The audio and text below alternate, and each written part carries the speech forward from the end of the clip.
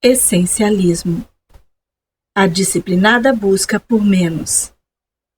Greg McKeown. Contracapa. O essencialista não faz mais coisas em menos tempo.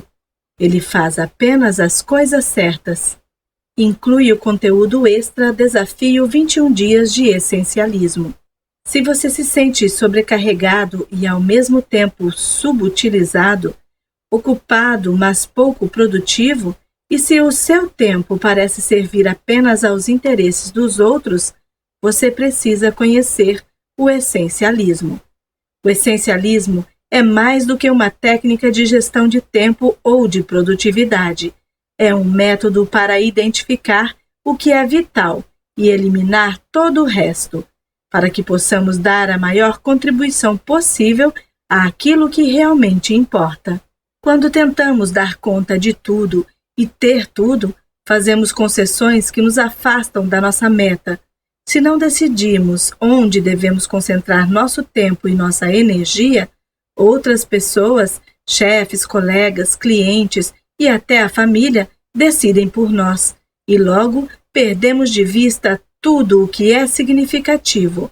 Neste livro, Greg McKeown mostra que para equilibrar trabalho e vida pessoal, é preciso eliminar o que não é essencial e se livrar de desperdícios de tempo.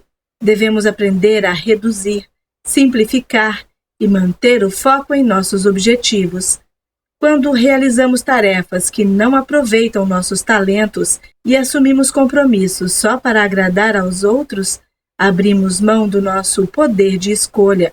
O essencialista toma as próprias decisões e só entra em ação se puder fazer a diferença. Capítulo 1. O essencialista. A sabedoria da vida consiste em eliminar o que não é essencial. Lin Yutang. Sam Elliott é um competente executivo do Vale do Silício, que se viu sobrecarregado depois que sua empresa foi adquirida por outro grupo maior e mais burocrático. Ele estava decidido a se sair bem em seu novo papel.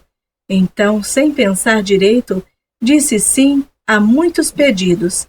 Como resultado, passava o dia inteiro correndo de uma reunião para outra, tentando atender a todos e cumprir todas as tarefas.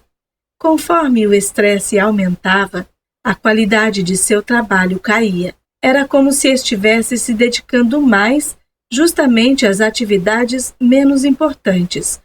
Em consequência disso, seu desempenho se tornou insatisfatório para si mesmo e decepcionante para aqueles que tanto o queria agradar. No meio dessa frustração, a empresa o procurou e lhe ofereceu um plano de aposentadoria precoce. Mas, com 50 e poucos anos, ele não tinha o mínimo interesse em parar de trabalhar. Chegou a pensar em abrir uma empresa de consultoria, ou então em atuar como consultor freelancer para seu empregador atual, mas nenhuma dessas opções lhe pareceu muito atraente. Então, ele procurou um coach, que lhe deu um conselho surpreendente. Fique, mas faça o que faria como consultor e nada mais, e não conte nada a ninguém. Em outras palavras, o mentor o aconselhou a só fazer o que considerasse essencial e ignorar todo o resto que lhe pedissem. O executivo seguiu o conselho, comprometeu-se a reduzir sua participação em atividades burocráticas, dia após dia. Começou a dizer não. Passou a avaliar os pedidos com base no seguinte critério: será que consigo atender a esse pedido com o tempo e os recursos de que disponho? Quando a resposta era não, ele se recusava a atender à solicitação. Ficou agradavelmente surpreso ao descobrir que, embora a princípio parecessem um pouco desapontadas, as pessoas pareciam respeitar sua franqueza. Estimulado por essas pequenas vitórias, ele foi um pouco mais além. Agora, quando lhe faziam um pedido, ele o analisava usando critérios mais exigentes. Essa é a coisa mais importante que eu deveria fazer com meu tempo E meus recursos neste momento? Se não conseguisse responder sim categoricamente, não executava a tarefa. E mais uma vez, para sua imensa satisfação, embora no início ficassem decepcionados, logo os colegas passaram a respeitá-lo mais, e não menos pela recusa. Ainda mais encorajado, passou a aplicar esse critério seletivo a tudo, não só a pedidos diretos. Antes, ele sempre se oferecia para realizar apresentações ou tarefas que surgiam de última hora. Agora, dava um jeito de não ser convocado. Costumava ser um dos primeiros a responder a um e-mail com vários copiados. Agora, apenas lia e deixava que os outros tomassem a dianteira. Parou de participar de teleconferências, das quais só alguns minutos lhe interessariam. Deixou de comparecer à reunião informativa semanal porque não precisava dos dados que seriam expostos. Não ia mais a reuniões se não tivesse alguma contribuição direta a dar. Entendeu que só o fato de ter sido convidado não era a razão suficiente para comparecer. A princípio, pareceu uma atitude individualista, mas ao ser seletivo, Sam obteve mais espaço para si e nessa brecha encontrou liberdade criativa. Agora, ele concentrava seus esforços num projeto de cada vez. Era capaz de planejar meticulosamente. Conseguia prever barreiras e começar a remover obstáculos. Em vez de correr para lá e para cá, tentando fazer tudo, finalizava apenas os itens essenciais. A nova dedicação a fazer o que era de fato importante e eliminar todo o resto o fez recuperar a qualidade de seu trabalho. Em vez de avançar apenas 1 milímetro no milhão de direções, ele começou a dar um imenso impulso rumo à realização do que era verdadeiramente vital. Ele continuou assim durante vários meses. Descobriu de imediato que, além de render mais no trabalho, à noite ele ainda tinha mais tempo para aproveitar em casa. Recuperei a vida familiar. Consigo chegar em casa numa hora decente, disse. Hoje, em vez de ser escravo do celular, ele o deixa desligado nas horas vagas. Vai para a academia, sai para jantar fora com a mulher. Para sua grande surpresa, a experiência não teve repercussões negativas. Ele não foi punido nem criticado pelo chefe. Os colegas não se ressentiram. Pelo contrário, como Sam ficou apenas com os projetos que eram significativos para ele e realmente úteis para a empresa, eles passaram a respeitar e valorizar seu trabalho, que voltou a ser recompensador. Sua avaliação de desempenho melhorou muito e ele acabou recebendo um dos maiores bônus de toda a sua carreira. Nesse exemplo está a proposta de valor básica do essencialismo. Só quando nos permitimos parar de tentar fazer tudo e deixar de dizer sim a todos é que conseguimos oferecer nossa contribuição máxima àquilo que realmente importa. E quanto a você, quantas vezes respondeu sim a um pedido sem pensar direito? Quantas vezes se arrependeu de ter se comprometido a fazer alguma coisa sem entender por que aceitou a tarefa? Quantas vezes disse sim só para agradar, ou para evitar problemas, ou porque sim virou a resposta padrão? Conseguiu se identificar? Então, agora responda. Acha que está sobrecarregado? Já se sentiu ao mesmo tempo com excesso de trabalho e subutilizado? Já notou que só se dedica a atividades pouco importantes? Considera-se ocupado, mas não produtivo, como se estivesse sempre em movimento, mas sem chegar a lugar nenhum? Se respondeu sim a qualquer uma dessas perguntas, o melhor caminho para sair da situação é o do essencialista. O caminho do essencialista.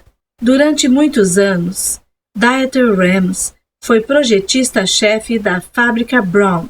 Ele acredita fortemente na ideia de que quase tudo é ruído, e que pouquíssimas coisas são essenciais. Seu trabalho é filtrar o ruído até chegar à essência.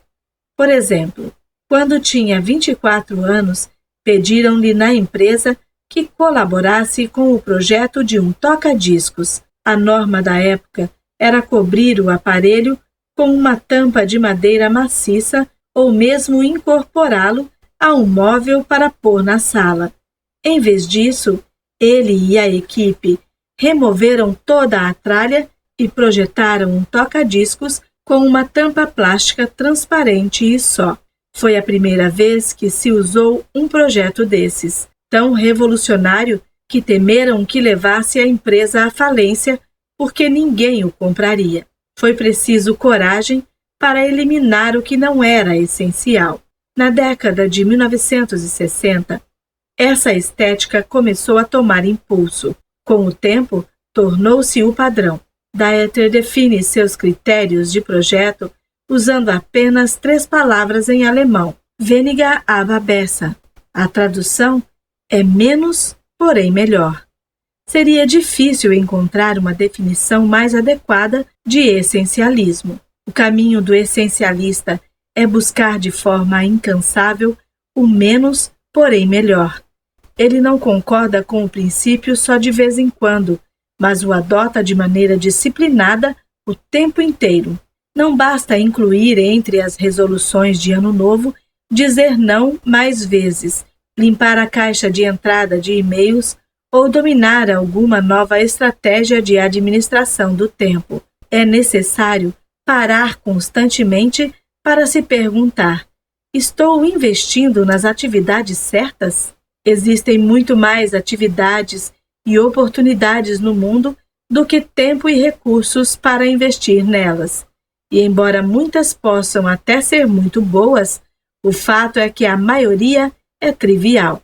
O caminho do essencialista exige aprender a fazer uma distinção, filtrar todas essas opções e selecionar apenas as verdadeiramente essenciais.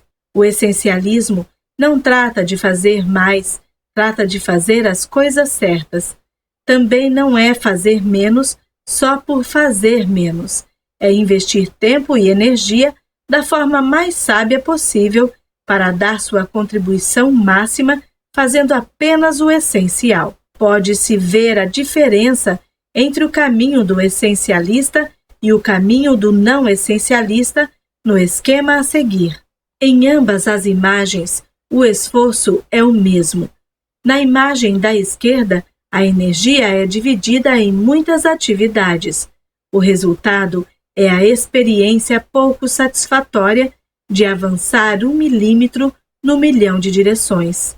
Na imagem da direita, a energia é dedicada a uma única atividade. O resultado é que, ao investir em menos coisas, temos a experiência satisfatória de alcançar um avanço significativo no que mais importa. O caminho do essencialista rejeita a ideia de que se pode fazer tudo. Em vez disso, exige pesar bem as opções e tomar decisões difíceis. Em muitos casos, possibilita tomar decisões únicas que resolvem 1000 decisões futuras, e assim não se exaurir fazendo as mesmas perguntas várias vezes. O caminho do essencialista segue um propósito, não segue o fluxo. Em vez de escolher reativamente, o essencialista distingue de maneira deliberada as poucas coisas vitais das muitas triviais, elimina o que não é essencial e depois remove obstáculos para que o essencial tenha passagem livre. Em outras palavras, o essencialismo é uma abordagem disciplinada e sistemática para determinar onde está o ponto máximo de contribuição, de modo a tornar sua execução algo que quase não demanda esforço. O modelo não essencialista pensa: tudo para todos. Tenho que fazer, tudo é importante. Como dar conta de tudo? O essencialista pensa: menos, porém melhor. Escolho fazer. Apenas poucas coisas realmente importam. Do que abrir mão? O não essencialista faz a busca indisciplinada por mais, reage ao que é mais urgente, diz sim sem pensar direito, tenta forçar a execução na última hora. O essencialista faz a busca disciplinada por menos, faz uma pausa para discernir o que realmente importa, diz não a tudo, menos ao essencial, remove obstáculos para tornar a execução fácil. O não essencialista obtém, leva uma vida que não satisfaz, aceita tarefas demais e o trabalho deixa a desejar, sente-se sem controle, não sabe se as coisas certas foram feitas, sente-se exausto e sobrecarregado. O essencialista obtém, leva uma vida que tem significado, escolhe com cuidado para fazer um excelente trabalho, sente-se no controle, faz as coisas certas, sente alegria na jornada. O caminho do essencialista leva ao controle sobre as próprias escolhas e a um novo nível de sucesso e significado. Nele, aproveitamos a viagem e não apenas o destino. Apesar de todos esses benefícios, este não é o caminho mais escolhido. Existem forças demais conspirando para nos impedir de aplicar a busca disciplinada por menos, porém melhor. E talvez seja por isso que muitos acabam no caminho mal direcionado do não essencialista. O caminho do não essencialista. Num dia claro de inverno na Califórnia, minha mulher Ana deu à luz nossa querida filha. Ela estava radiante. No entanto, aquele que deveria ser um dos dias mais serenos e felizes da minha vida estava sendo muito tenso. Enquanto nossa bebê se aninhava nos braços da minha mulher no quarto do hospital, eu falava ao telefone, abria e-mails e me sentia pressionado para comparecer a uma reunião com clientes. Meu colega escrevera: sexta-feira, entre 13 e 14 horas, é uma péssima hora para ter filhos, porque preciso que você vá a uma reunião com X. Embora eu tivesse quase certeza, ou pelo menos torcesse por isso, de que o e-mail fora escrito de brincadeira, ainda me senti obrigado a ir. Instintivamente, eu sabia o que fazer. Aquele era o momento de ficar com minha esposa e minha filha recém-nascida. Porém, quando me perguntaram se eu pretendia comparecer à reunião, respondi com toda a convicção possível, sim. Para minha vergonha, deixei as duas no hospital e fui. Depois, meu colega disse: o cliente vai respeitá-lo por decidir estar aqui. Mas a expressão dos executivos quando cheguei não transmitiu respeito. Na verdade, refletiu o que eu sentia, o que estava fazendo ali. Só dissera sim para agradar e, com isso, prejudicar a minha família, minha integridade e até o relacionamento com o cliente. No final das contas, a reunião não deu em absolutamente nada, mas mesmo que tivesse dado, não há dúvida de que seria um mau negócio. Para deixar todo mundo feliz, sacrifiquei o mais importante. Depois de refletir a respeito, aprendi esta importante lição. Se não estabelecermos prioridades, alguém fará isso por nós. Essa experiência renovou meu interesse. Leia-se obsessão incansável em entender por que pessoas inteligentes fazem escolhas equivocadas na vida pessoal e na profissional. Por que preferimos utilizar muito pouco a capacidade que temos? Como fazer escolhas de maneira a aproveitar melhor o nosso potencial e o das pessoas por toda parte? Minha missão de lançar luz sobre essas questões já me levou a largar a faculdade de Direito na Inglaterra e, depois de um tempo, fazer um MBA na Universidade Stanford, na Califórnia. Esse processo me motivou a passar mais de 2 anos colaborando com o livro Multiplicadores e acabou me inspirando a abrir uma empresa de estratégia e liderança no Vale do Silício, onde desenvolvo uma parceria com pessoas extremamente competentes das organizações mais importantes do planeta, ajudando-as a seguir o caminho do essencialista. No trabalho, vi gente no mundo inteiro consumida e sobrecarregada pelas pressões do cotidiano.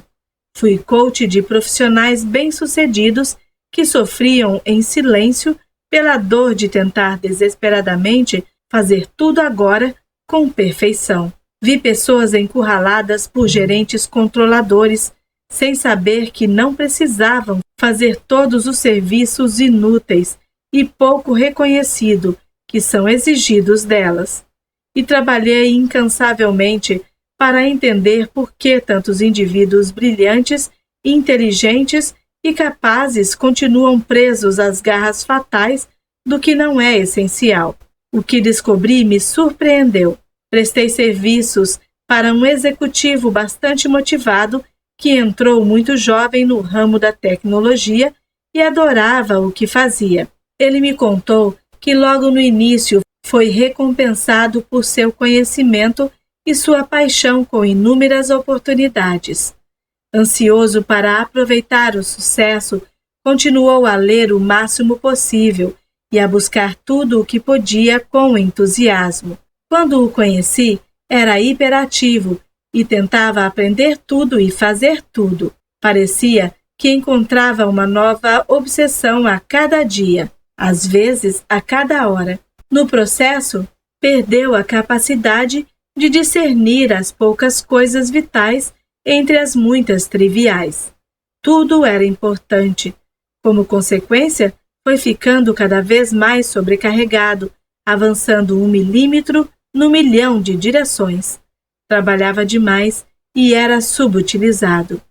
Foi quando desenhei para ele a imagem à esquerda no esquema da página 14. Ele a fitou por muitíssimo tempo, num silêncio nada característico. Depois disse, com uma boa pitada de emoção: "Essa é a história da minha vida."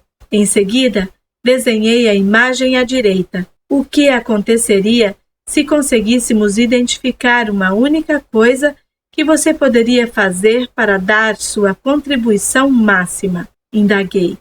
Ele respondeu com sinceridade: "Ótima pergunta. Na verdade, muita gente ambiciosa e inteligente tem razões perfeitas e legítimas para achar difícil responder a essa pergunta. Uma delas é que em nossa cidade somos punidos pelo bom comportamento, dizer não, e recompensados pelo mau comportamento, dizer sim. O primeiro costuma soar estranho na hora em que é dito. O segundo é comemorado. Isso leva ao que chamo de paradoxo do sucesso, que pode ser resumido em 4 fases previsíveis. Primeira fase: quando realmente temos clareza de propósito, conseguimos ter sucesso nas iniciativas. Segunda fase: quando temos sucesso, conquistamos a fama de ser a pessoa que resolve.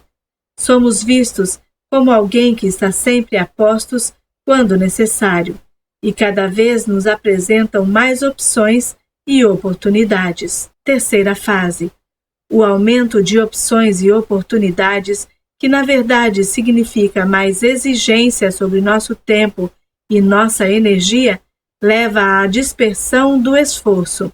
Quando isso acontece, ficamos muito sobrecarregados. Quarta fase: acabamos nos afastando do que deveria ser nosso nível máximo de contribuição. O efeito do sucesso destrói a própria clareza que a princípio nos levou a alcançá-lo. É curioso que a busca pelo sucesso possa ser um catalisador do fracasso. Em outras palavras, o sucesso pode nos impedir de nos concentrarmos nas coisas essenciais, que antes de qualquer outra coisa produzem o sucesso. Podemos ver isso por toda parte. No livro Como as Gigantes Caem, Jim Collins examina o que deu errado com empresas que desmoronaram e antes eram supervalorizadas em Wall Street. Ele constata que muitos dos casos cair na busca indisciplinada por mais foi uma razão fundamental do fracasso. Isso vale tanto para as empresas quanto para as pessoas que trabalham nelas. Mas por quê? Porque o não essencialismo está por toda parte. Várias tendências se combinaram para criar um desastre não essencialista. Eis algumas delas. Opções demais. Todos observamos, na última década, o aumento exponencial de opções relativas a quase tudo. No entanto, mesmo no meio desse aumento, e talvez por causa dele, perdemos de vista as coisas mais importantes, como disse Peter Drucker. A busca indisciplinada por mais. Daqui a algumas centenas de anos, quando a história do nosso tempo for escrita de um ponto de vista de longo prazo, é provável que para os historiadores o acontecimento mais transformador não seja a tecnologia, a internet, nem o comércio eletrônico. Será a mudança sem precedentes da condição humana. Pela primeira vez, um número substancial e crescente de pessoas tem opção, e a sociedade está totalmente despreparada para lidar com isso. Em parte, estamos despreparados porque, como nunca antes, a preponderância das escolhas sobrepujou nosso poder de administrá-las. Perdemos a capacidade de filtrar o que é importante e o que não é. Segundo os psicólogos, trata-se da fadiga decisória. Quanto mais escolhas somos forçados a fazer, mais a qualidade das decisões se deteriora. Excesso de pressão social. Não foi só o número de escolhas que aumentou exponencialmente, mas também a força e o número de influências externas sobre as decisões. Embora muito já tenha sido dito e escrito a respeito de como estamos hiperconectados e a distração que essa sobrecarga de informações pode causar, a questão maior é que essa capacidade de conexão aumentou a força da pressão social. A tecnologia nos aproximou muito mais das opiniões alheias sobre o que deveríamos focalizar. Não é apenas sobrecarga de informações, é sobrecarga de opiniões. A ideia de que podemos ter tudo, a ideia de que podemos ter e fazer tudo não é nova. Esse mito tem sido pregado há tanto tempo que acredito que praticamente todo mundo que está vivo hoje foi contaminado por ele. Ele é vendido na publicidade, defendido nas empresas e incorporado a descrições de cargos que mostram listas imensas de habilidades exigidas. Também está embutido nas matrículas das universidades americanas, que exigem dezenas de atividades extracurriculares. A novidade é que hoje, época em que opções e expectativas se ampliaram de forma significativa, esse mito é ainda mais prejudicial. O resultado é gente estressada que tenta encaixar mais atividades ainda numa vida já sobrecarregada.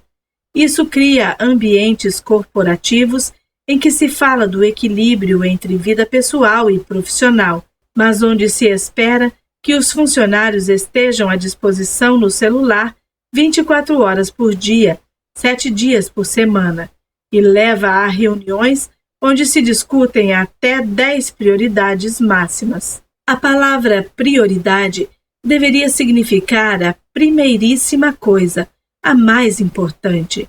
No século XX, pluralizamos o termo e começamos a falar em prioridades. De forma ilógica, raciocinamos que, mudando a palavra, conseguiríamos modificar a realidade. Daríamos um jeito de conseguir várias primeiras coisas, e atualmente empresas e indivíduos tentam fazer exatamente isso. Mas quando muitas tarefas são prioritárias, parece que na verdade nenhuma é. Quando tentamos fazer tudo e ter tudo, nos vemos realizando concessões que nunca fariam parte de nossa estratégia intencional. Se não escolhemos conscientemente no que concentrar nosso tempo e nossa energia, os outros, chefes, colegas, clientes e até família, escolhem por nós e logo perdemos de vista tudo o que é significativo. Ao abrirmos mão de fazer as escolhas, permitimos que os interesses alheios controlem a nossa vida. Certa vez, uma enfermeira australiana chamada Bronnie Ware, que cuidava de pacientes em estágio terminal, resolveu registrar os arrependimentos que mais ouvia dos doentes.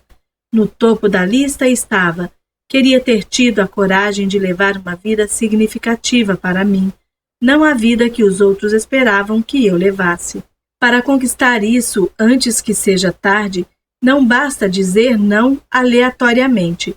É preciso eliminar de forma intencional, deliberada e estratégica o que não é essencial. Além de se livrar de desperdícios óbvios de tempo, é preciso também abrir mão de algumas oportunidades que parecem ótimas. Em vez de reagir às pressões sociais que nos puxam em 1000 direções, devemos aprender a reduzir, simplificar e focalizar o que é essencial, eliminando todo o resto. Este livro fará pela sua vida e pela sua carreira o que um organizador profissional conseguiria fazer pelo seu armário. Pense no que aconteceria se você nunca o arrumasse. Ele ficaria organizado? As peças que você mais gosta de usar seriam as únicas penduradas nos cabides? É claro que não. Quando não há um esforço consciente de mantê-lo arrumado, o armário vira uma bagunça, cheio de roupas raramente usadas. De vez em quando, a situação foge tanto ao controle que você se esforça e faz um limpa. Mas, se não implantar um sistema com regularidade, você vai acabar com tanta roupa quanto tinha no início, porque não conseguirá decidir do que vai se livrar. Irá se arrepender de ter doado acidentalmente peças de que gostava e queria guardar, ou manterá uma pilha de roupa que não quer mais, porém das quais nunca se livra porque não sabe direito onde levá-las nem o que fazer com elas. Do mesmo modo que o armário logo fica abarrotado quando se acumulam roupas que nunca usamos, nossa vida logo se enche quando os compromissos e as atividades que aceitamos na melhor das intenções vão se acumulando. Se não adotarmos um sistema para fazer uma limpa, esse excesso permanecerá ali para sempre. Veja a seguir de que maneira o essencialista abordaria esse armário caótico. Primeiro, explorar. Em vez de indagar, será que vou usar isto algum dia? Faça perguntas mais exigentes e disciplinadas. Eu realmente amo esta peça? Ela me deixa incrível? Uso isso com frequência? Se a resposta for não, eis um candidato à eliminação. Na vida pessoal ou profissional, o equivalente a separar as roupas é questionar qual dessas atividades ou iniciativas oferece a maior contribuição possível para a minha meta. A segunda parte deste livro vai ajudá-lo a perceber quais são essas atividades promissoras. Segundo, eliminar. Digamos que você tenha dividido as roupas em pilhas do tipo manter e descartar, mas está mesmo disposto a pôr a segunda pilha numa sacola para doá-la? Estudos verificaram que tendemos a dar às coisas que possuímos um valor maior do que têm e, portanto, achamos mais difícil nos livrar delas. Para decidir, faça a pergunta decisiva: se eu ainda não tivesse essa peça, quanto estaria disposto a pagar por ela? Geralmente, essa reflexão resolve. Aproveitando o raciocínio, não basta imaginar quais atividades e iniciativas não dão a máxima contribuição possível para a sua meta. Ainda é preciso eliminá-las ativamente. A terceira parte deste livro vai lhe mostrar como se livrar do que não é essencial e, além disso, como fazê-lo de modo a inspirar respeito em seus colegas, chefes e clientes. Terceiro, executar. Para o armário permanecer arrumado, será preciso criar uma rotina regular. Separe uma sacola grande para os itens que for jogar fora. Informe-se a respeito da localização do bazar ou da instituição que receberá as roupas e reserve um horário na sua agenda para passar lá. Em outras palavras, depois de verificar quais atividades e iniciativas deve manter, aquelas que lhe permitem dar seu nível máximo de contribuição, é preciso ter um sistema que requeira o mínimo possível de trabalho para que você consiga pôr as suas intenções em prática. Com este livro, você aprenderá a criar um processo em que fazer o essencial quase não exige esforço. É claro que a vida não é estática como as roupas no armário, que simplesmente ficam onde estão depois que as largamos lá pela manhã. Roupas novas chegam o tempo todo ao armário da vida, novas demandas ao nosso tempo. Imagine se cada vez que abrisse o armário, você notasse que alguém enfiou novas peças lá dentro. Se toda vez que o esvaziasse pela manhã, descobrisse à tarde que estava lotado de novo. Infelizmente, a vida de muita gente é assim. Quantas vezes você começou o seu dia de trabalho com tudo planejado e às 10 da manhã percebeu que já estava atrasado para dar conta de tudo? Ou redigiu uma lista de afazeres pela manhã e notou quase na hora de ir embora que a lista tinha ficado muito maior? Quantas vezes esperou com ansiedade pelo fim de semana tranquilo em casa com a família e descobriu no sábado de manhã que havia uma porção de pendências para resolver, compromissos dos filhos e calamidades imprevistas. Mas há boas notícias. Isso tem solução. O essencialismo consiste em criar um sistema para cuidar do armário da vida. Não se trata de um processo que realizamos uma vez por ano, por mês ou por semana. É a disciplina que aplicamos toda vez que precisamos tomar uma decisão e devemos escolher entre dizer sim ou recusar educadamente. É um método para abrir mão de muitas coisas boas, por mais difícil que seja, e ficar com as poucas coisas extraordinárias. É aprender a fazer menos, porém melhor, para obter o máximo retorno possível de cada precioso momento da vida. Este livro vai mostrar que você pode ter uma vida que faça sentido para si mesmo, não aquela que os outros esperam de você. Aqui é apresentado um método para aumentar a eficiência e a produtividade, tanto no campo pessoal quanto no profissional, e um modo sistemático de discernir o que é importante, eliminar o que não é e fazer o essencial com o mínimo de esforço. Em resumo, ensina a aplicar em todas as áreas da vida a busca disciplinada por menos.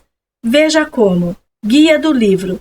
Essencialismo tem 4 partes. A primeira descreve a mentalidade básica do essencialista. As outras 3 transformam essa mentalidade num processo sistemático de busca disciplinada por menos, que pode ser usado em qualquer situação. A seguir, um resumo de cada parte. Essência. Qual é a mentalidade básica do essencialista? Existem 3 realidades sem as quais o pensamento essencialista não seria pertinente nem possível. Há um capítulo dedicado a cada uma delas. Número 1. Escolha individual. Podemos escolher onde aplicar nosso tempo e nossa energia. Se as escolhas não são feitas, não faz sentido falar em abrir mão de alguma coisa em troca de outra. Número 2. A prevalência do ruído. Quase tudo é ruído. Pouquíssimas coisas têm valor excepcional. Essa é a justificativa para investir tempo em descobrir o que é mais importante. Como algumas coisas são importantíssimas, vale a pena o esforço de distingui-las. Número 3. A realidade de perder para ganhar. Não podemos ter tudo nem fazer tudo.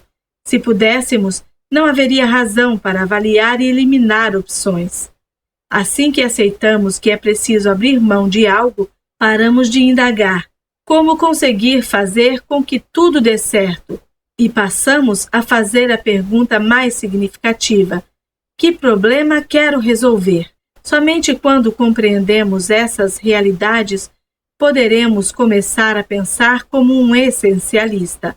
Na verdade, depois de aceitá-las e entendê-las completamente, boa parte do método das seções seguintes desse livro se tornará natural e indistintiva.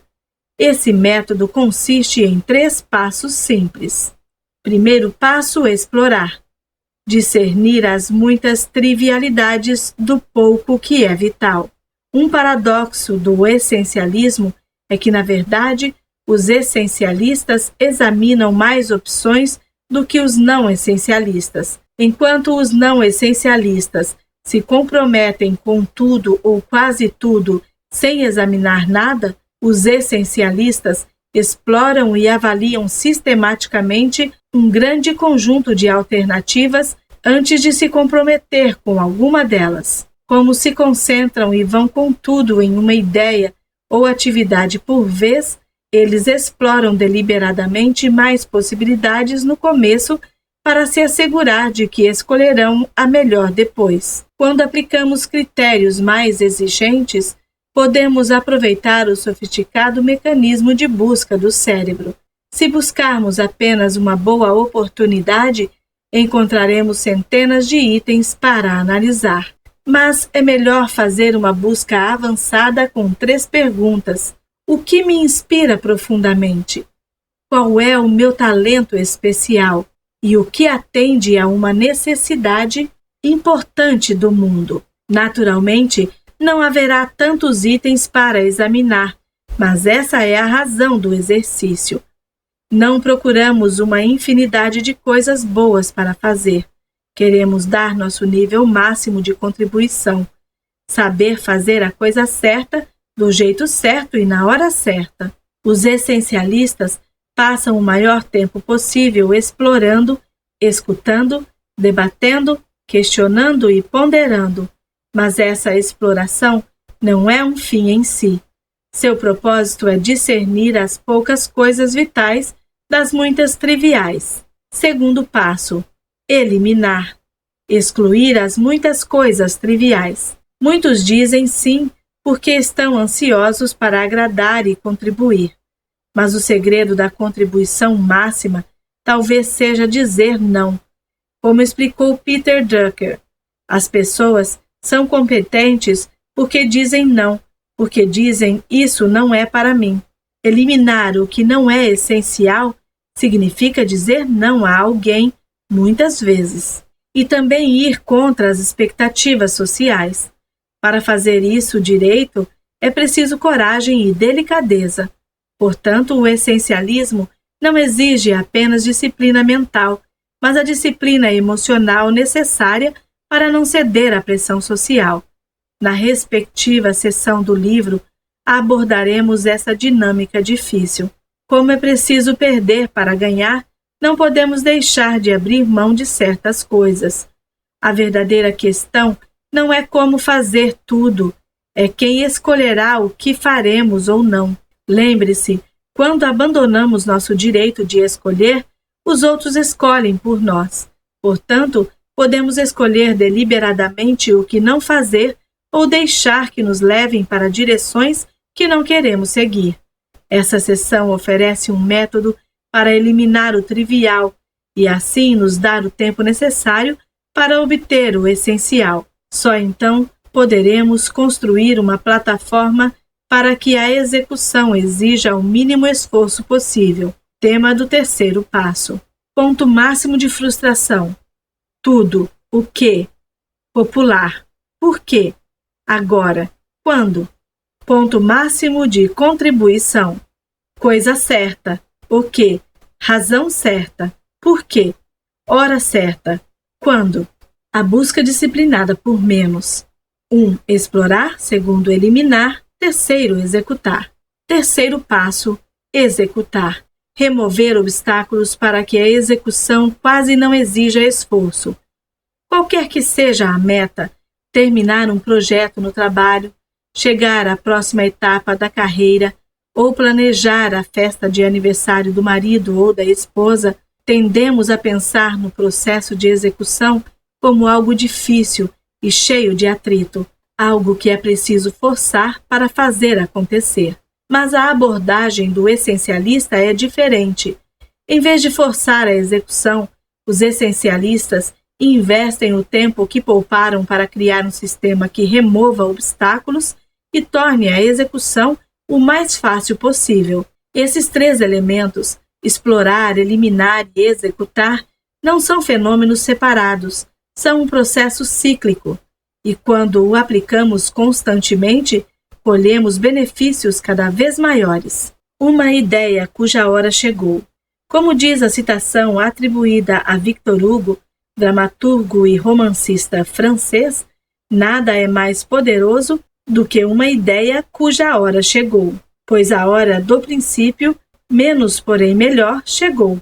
Tudo muda quando nos permitimos ser mais seletivos do que optamos por fazer. No mesmo instante, obtemos a chave que abre o próximo nível de conquistas na vida. Nós nos sentimos imensamente livres quando aprendemos que podemos eliminar o que não é essencial, que não somos mais controlados pelos interesses dos outros e que temos como escolher. Com esse poder invencível, conseguimos descobrir qual é a nossa contribuição máxima, não só para a nossa própria vida ou carreira, como para o mundo. O que aconteceria se as escolas eliminassem os deveres de casa comuns e os substituíssem por projetos importantes que fizessem diferença na comunidade?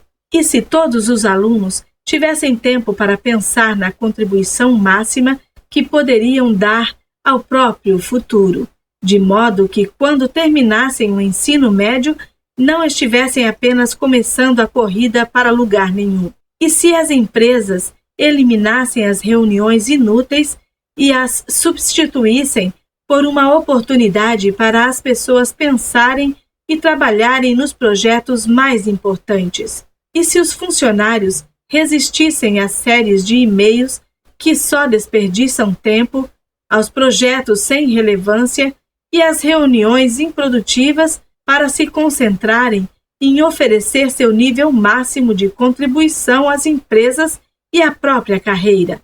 E se a sociedade parasse de nos dizer para comprar mais e nos permitisse pensar e respirar mais? E se nos estimulasse a rejeitar o comportamento que nos impele a fazer o que detestamos para comprar o que não precisamos com dinheiro que não temos, a fim de impressionar pessoas de quem não gostamos?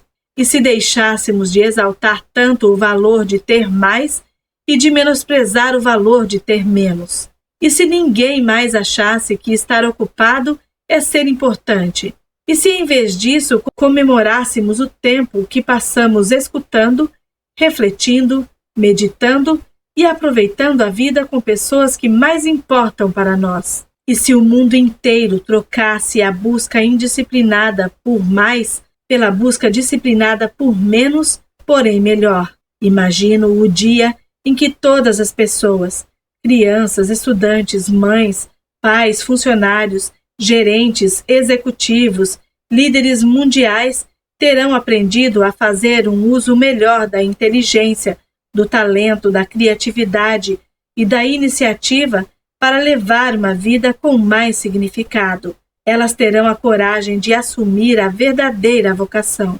Se é difícil conseguir a determinação necessária para seguir o caminho certo, vale a pena refletir sobre a brevidade da vida e o que queremos realizar no pouco tempo que nos resta. Como escreveu a poeta Mary Oliver, diga-me o que planeja fazer com sua vida única, fantástica e preciosa.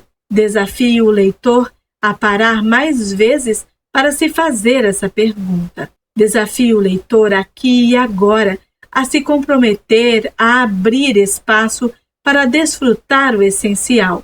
Acha que se arrependerá por um segundo de uma decisão dessas? Acha provável que algum dia você acorde e diga: gostaria de ter sido menos fiel a mim mesmo e de ter feito todas as coisas não essenciais que os outros queriam que eu fizesse? Este livro não está propondo a volta a alguma época mais simples. Não fala em parar de usar e-mails, nem em se desligar da internet, nem de viver como um eremita. Isso seria andar para trás.